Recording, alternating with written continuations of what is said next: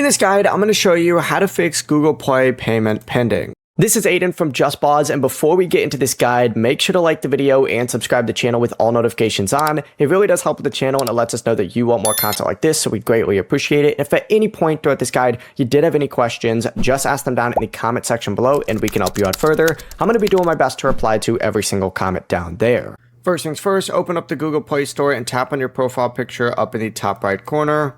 Go to Payments and Subscriptions, and in this section, go ahead and tap Budget and History just to check the status of the purchase. If the purchase is still pending, you'll see it in here. You need to make sure that your internet connection is stable and avoid trying to make the same purchase repeatedly. Also check the payment method that you used and make sure that your card has enough available funds and that your bank hasn't placed a temporary hold or verification requirement on the transaction.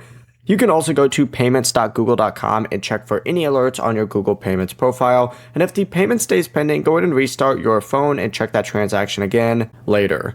Some payments can take some time for your bank or Google to finish processing, and if it eventually fails, just update or switch your payment method or just retry that purchase.